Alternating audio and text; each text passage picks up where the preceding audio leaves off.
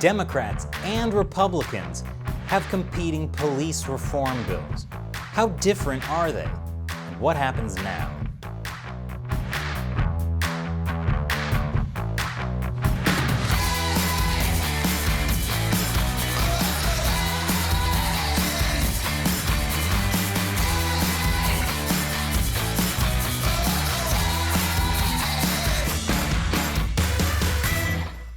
Welcome back to America Uncovered.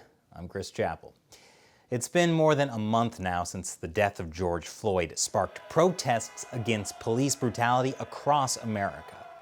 But as protesters demanded change, one of the biggest questions was, will the American government actually do something about it? Well, joke's on you, naysayers, because they did.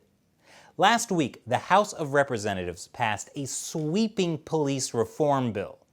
Today, with the George Floyd Justice in Policing Act, the House is honoring his life and the lives of all killed by police brutality and pledging never again.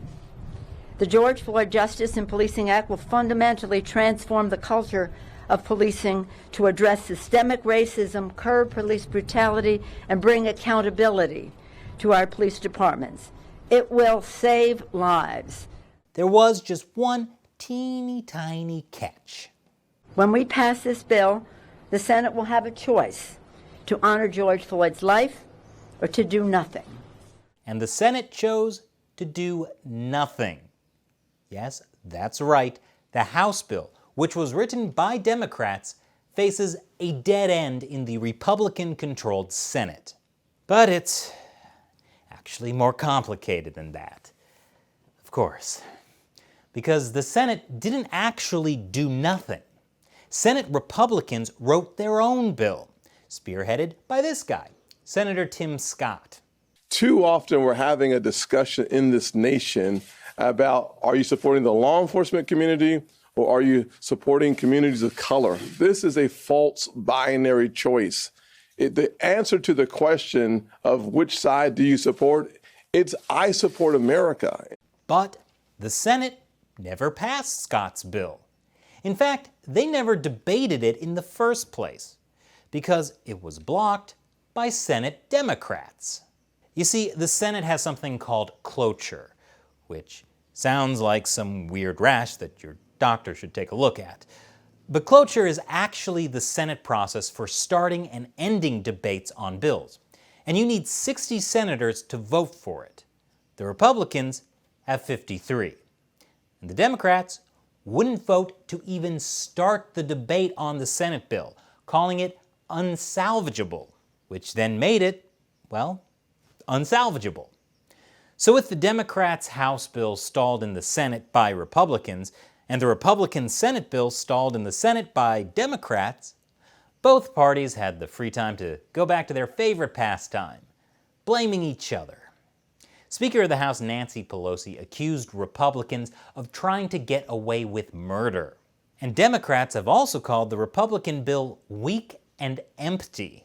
Meanwhile, Senate Majority Leader Mitch McConnell called the House bill typical Democratic overreach.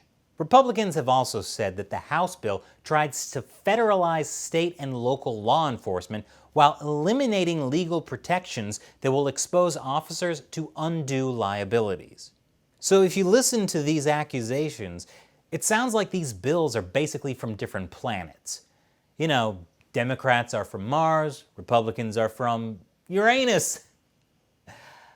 But is that the case?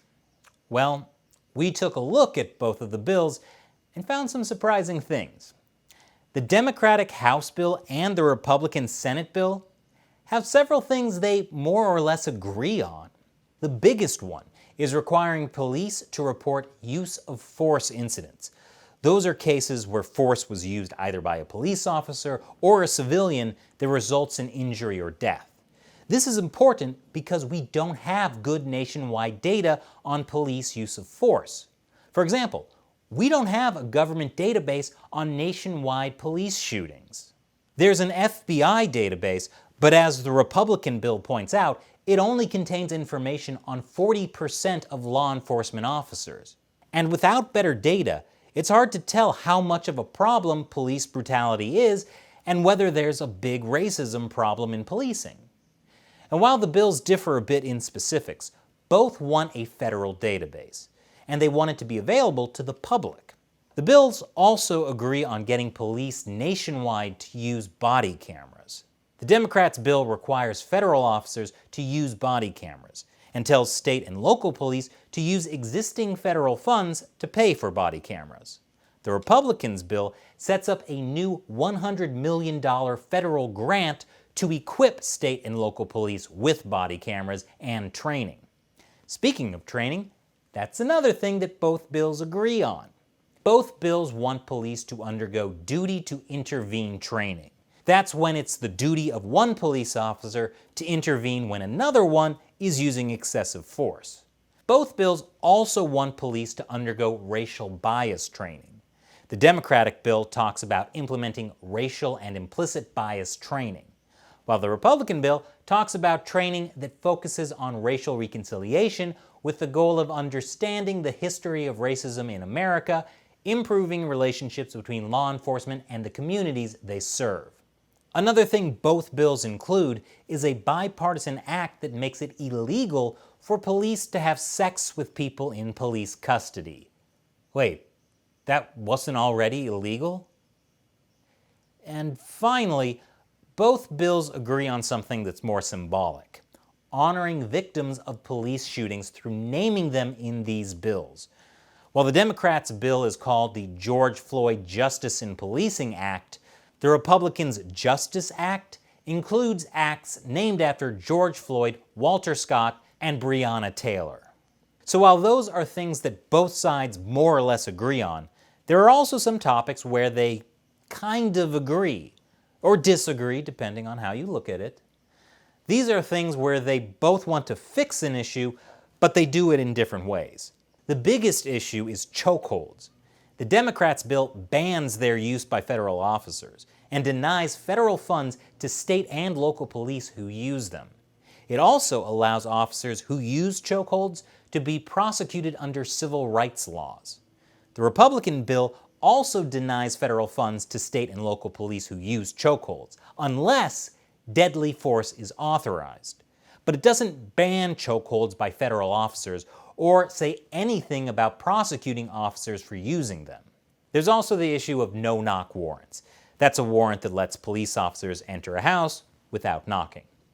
Democrats want to essentially ban no-knock warrants in drug cases. Republicans want to require police departments to report their use of no-knock warrants to the federal government, which would then make that information public. Or they will lose federal funding. Then there's police misconduct records. Democrats want to create a national police misconduct registry that police departments would have to use when hiring. They want some of that information to be public as well. Republicans also want police departments to maintain misconduct records for at least 30 years and use them when hiring, but they don't call for a national database or for making that information public. And finally, there are things that the bills disagree on, things that are only in one bill or the other. The Democrats' bill makes it easier for police officers to be prosecuted for misconduct by lowering the criminal intent standard. It also removes qualified immunity as a defense for police in civil lawsuits. Qualified immunity is a complicated legal argument that was originally supposed to protect government employees from being sued. But it's increasingly been used to shield police. I could probably do an entire episode explaining this, but we don't have time for that right now. Democrats also want police to be accredited by third-party organizations. They also want to ban racial profiling, which is another complicated issue we could do a whole episode on, but let's just say one of the big issues is how to measure if and when racial profiling happens. And finally, Democrats want to stop police militarization, again, another topic we could spend an entire episode on. Why did I start this show again? Meanwhile, the Republican Senate bill has its own unique parts. It criminalizes falsifying police reports. It also makes lynching a federal crime. Wait, it's not already a federal crime? Here's another thing.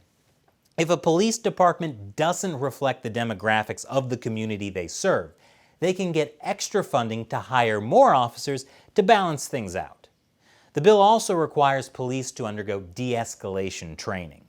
The Republican bill also sets up 2 commissions, one to study the national criminal justice system and one to study the social status of black men and boys. That would include recommending laws that could fix issues that disproportionately affect black men and boys. So there are definitely some differences between the House and Senate bills, but there are also points where they largely agree. Are they so far apart that there can never be compromise between them? Probably not, but only if there's enough political will on both sides to compromise. And for now, that's unlikely to happen. Some blame the Republicans for not making their bill bipartisan. Others blame Democrats for turning this into an election issue. So instead of a police reform bill that includes some of what both sides want, there's nothing that anyone wants. But hey, at least they still have each other to blame. So what do you think about these police reform bills? Let me know in the comments below. Thanks for watching this episode of America Uncovered. I'm Chris Chappell. See you next time.